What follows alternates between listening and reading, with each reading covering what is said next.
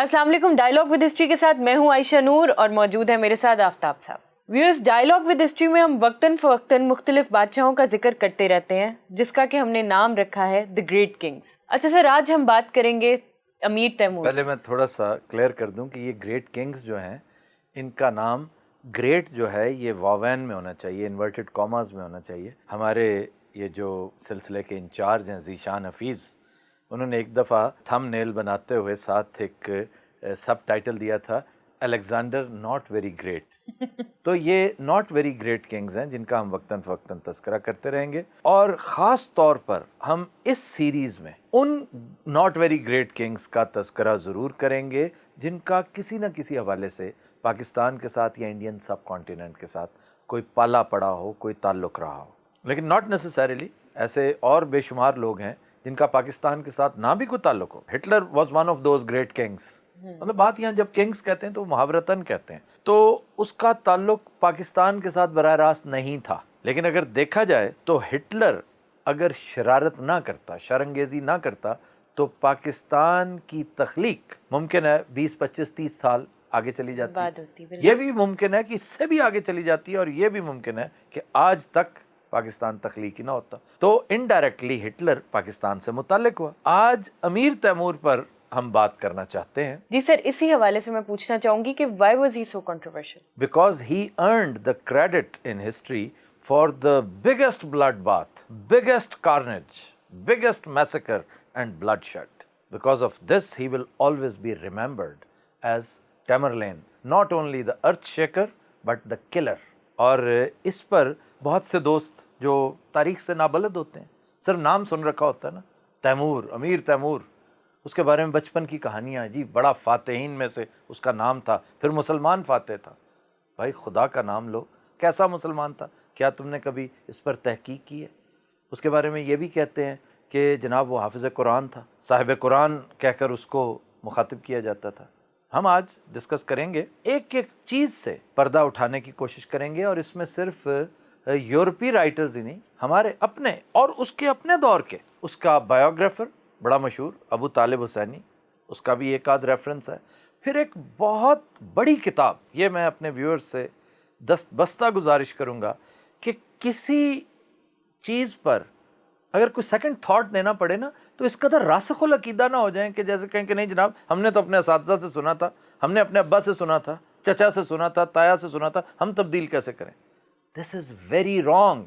ये एक तालिब इल्म की हैसियत से आपकी शान के ख़िलाफ़ है कि आप एक जगह अटक जाएं। चुनांचे मैं ये गुजारिश करूँगा कि ये एक दफ़ा तारीख़ का ये रुख भी ज़रूर देखें। तैमूर का जब इंतकाल हो गया तो 19 साल बाद उसके जो लवाहिकीन थे, चुग़ताईज़ और इधर उधर के बहुत सारे, ये कहते हैं ना कि मैं मुग़लों के को ख़िलाफ़ बात करना, जैसे मेरा कोई पता नहीं मुग़लों ने क्या मेरा बिगाड़ रखा है। और मैं हल्फन आज मैं आपको अंडर ओथ बता रहा हूँ कि some of the best friends I ever had are Mughals. Tamerlane तो बीच में आ गया ना, तैमूरलंग बीच में आया। इससे पहले इनका जद्दे अमजद, जिसकी ये तस्वीर है, मेरा ख्याल है इन तस्वीर में, इस कोलाज में सबसे बड़ी तस्वीर, ये खैर ऑन पर्पज़ नहीं, लेकिन ये मेरा फेवरेट रहा है, और इसका नाम है चंगेज़ खान। चंगेज़ खान से मुग़ल्स का, मंगोल्स का आगाज़ हुआ था, और किसी वजह से मैं उसको पसंद करता हूँ। हालांकि उसने ख्वारज़म शाह की ईंट से ईंट बजाई थी, बहुत सा कत्लेआम भी किया, वो डिस्क्रेडिट उसे मिलता रहेगा। लेकिन कहने का मकसद ये है कि हमारा काम तारीख़ को असर नौ मुरतब करना नहीं, लेकिन चंद दरीचे ऐसे वाह करना है। अगर आप आज भी, मैं आपको याद दिलाऊंगा कि ये चैनल बनाने का मकसद क्या था। एक छोटा सा रोल, अल्लाह ने मुझे इस खित्ते में रहते हुए इंटेलेक्ट की नेमत से नवाजा है, इंसाफ की नेमत अता की है, तो मैं जितना इंसाफ बतौर एक छोटा सा तालिब इल्म, एक छोटा सा मुहक्किक जो कर सकता हूँ, मुझे वो करना चाहिए। चुनांचे मुझे कोई एक्सप्लेनेशन नहीं देनी, मुझे कोई अपॉलॉजी रेंडर नहीं करनी कि मैं किसके हक में बोलता हूँ, किसके खिलाफ बोलता हूँ।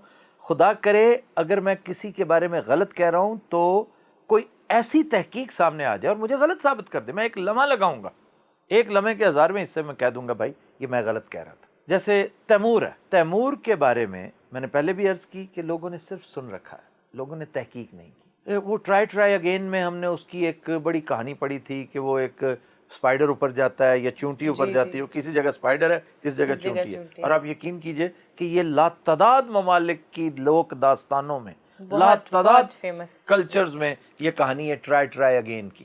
جس طرح اسرائیلیات ہے نا کہ چیز کو زور دینے کے لیے اس کو تھوڑا سا مذہبی سا رنگ دے دیتے ہیں تاکہ بات تھوڑی سی سمجھ آ جائے دوسرے کو, اس کا حقیقت سے بہت کم تعلق ہوتا ہے. اسی طرح ہی ہمیں ایسے واقعات جن کا بہت کم تعلق حقیقت سے ہوتا ہے مختلف ہسٹوریکل کریکٹرز کے ساتھ فٹ کر دیا جاتا ہے. تیمور لنگ پر میں آپ کو آج سے میں یہ بھی گزارش کر رہا ہوں کہ ایسے کنٹروورشل فگرز جب ہم ڈسکس کریں گے تو ہر شو کے اینڈ میں ببلیوگرافی بھی دوں گا, اور وہ اس کے اینڈ کریڈٹس میں چلے گی کہ for reference you can go back to these books.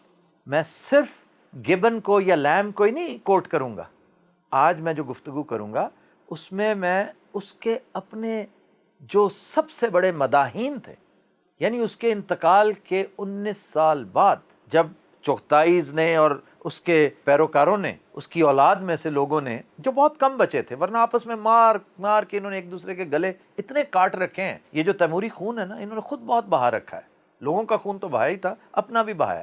یہ شہزادے آپس میں ایک دوسرے کے گلے کاٹتے رہے. جو بچے کچے تھے انہوں نے اس پر کچھ ایک طرح کی تلافی کرنے کی کوشش کی کہ بھئی یہ تو بڑی بدنامی ہوگی والد صاحب کی. والد صاحب تو یہ سب کچھ کرتے رہے, دیکھیں اس نے کیا کیا کچھ کیا, کس ملک میں جا کر کیا کیا. اس کی دمشق کی تاریخ ہی پڑھ لیں, اس نے دمشق کی اینٹ سے اینٹ بجا دی تھی. اور وہ کہا کرتا تھا کہ موقع تلاش کریں کہ یہ مفتوحین جو ہے یہ کوئی تھوڑا سا آپ کے ساتھ چھیڑ چھاڑ کریں, کوئی شرارت کریں, حکم عدولی کریں, سرتابی کریں, تو پھر انہیں صفحہ ہستی سے مٹا دینا یہ میرا ڈیوائن رائٹ ہے. میں یہ لے کر نکلا ہوں کیونکہ اللہ نے مجھے اس کے لیے منتخب کیا, نعوذ باللہ. پھر اگر کچھ بھی نہ ملے, وہ کچھ بھی نہ کریں, وہ سر بسجود ہیں کہ جناب ہم کچھ نہیں کر رہے, خدا کے لیے آپ آرڈر کریں ہمیں کیا کرنا ہے, ہمیں مت ماریں. تو پھر کہتا تھا کہ اس کے لیے ایک اور میکنزم ہے, ان کے بزرگوں نے اگر کچھ کر رکھا ہے تو اس کی سزا انہیں دو. یعنی اندازہ کریں کہ یہ سب کچھ اس شخص کے ساتھ منسوب ہے جسے لوگ پتہ نہیں کیا سے کیا سمجھتے ہیں. میگنیفیسنٹ کہتے ہیں اسے. جی میگنیفیسنٹ بھی کہتے ہیں. جیسے سکندر اعظم, سلمان دا میگنیفیسنٹ تو سنا تھا نا ہم نے, اسے بھی کہتے ہوں گے, یقیناً کہتے ہوں گے. ارتھ شیکر بہت تھوڑی سی تحقیق بھی کرنا یہ آپ کا حق ہے نا. تو ایک کتاب تھی ظفر نامہ کہ فتوحات کی ایک ڈیٹیل جس میں لکھی جا سکتی تھی, وہ تھا شرف الدین علی یزدی. یہ کتاب پڑھنے سے تعلق رکھتی ہے. ظفر نامہ, جس نے تیمور لنگ کو پڑھنا ہے وہ ظفر نامہ ضرور پڑھے. کیوں؟ ظفر نامہ میں اب دلچسپ بات ہے, یہ انتہائی دلچسپ بات, یہ آپ بھی نوٹ کیجئے اور میں گزارش کروں گا ویورز کو, اسٹوڈنٹس کو. اسٹوڈنٹ ہی ہوتا ہے, چاہے وہ پروفیسر کیوں نہ ہو جائے اور چاہے ریٹائرمنٹ کی ایج تک کیوں نہ پہنچ جائے, اس کی جو ذوق آگہی ہے, جو اس کی طلب ہے, جو اس کی پیاس ہے علم کی, وہ کبھی بجھنی نہیں چاہیے. اس کتاب کا ایک مقصد تھا, جیسا میں نے پہلے بتایا, کہ ابا جان کے گناہوں پر پردہ ڈالا جائے, تاریخ کو یوفیمائز کیا جائے, ڈارکر ایسپیکٹس کو چھپایا جائے. ہر بندے کی ایک برائٹر سائڈ بھی ہوتی ہے, اسی کو اجاگر کیا جائے. لیکن یزدی چونکہ بہت دانا آدمی تھا, اب دیکھو اس نے کیا کیا. دیکھو یہ اس دور کا بہت اچھا جرنلسٹ تھا, میں سمجھتا ہوں. اس نے پتہ کیا کیا, اس نے کہا کہ اب آپ کے ابا جان نے وہ کچھ کر رکھا ہے کہ اگر اس کا اقرار نہ کیا تو لوگ اس کتاب کو اٹھا کے پھینک دیں گے, بات ہی نہیں کریں گے. تو اگر کچھ مؤثر بات کرنی ہے, پروپیگنڈا ہی کرنا ہے, تو پھر اسے ایک ٹیکنیک کے تحت کریں.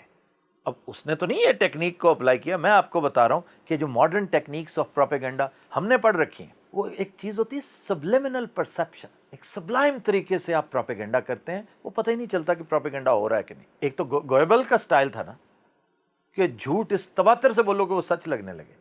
ایک یہ کہ آہستہ آہستہ بمبارڈمنٹ شروع کرو, کہو کہ جی یہ غلط ہوا ہے کام, لیکن اس کی ریزن یہ پڑی ہے. یہ کرتے کرتے یزدی صاحب نے اس کا سارا کچا چٹھا کھول کے سامنے رکھ دیا. اب اسے پڑھنے کے بعد کوئی ایک بھی شخص زندگی بھر کبھی یہ نہیں کہہ سکتا کہ تیمور قابل معافی. تیمور نے جو کچھ کیا یہ مسلمانوں کی بہتری کے لیے کیا تھا. اب یزدی نے یہ بات تو کر لی, لیکن یہ سمجھتے ہوئے کہ آگے ہم جیسی گوبیاں بیٹھی ہوں گی, اس کی ہر بات پہ یقین کر لیں گے.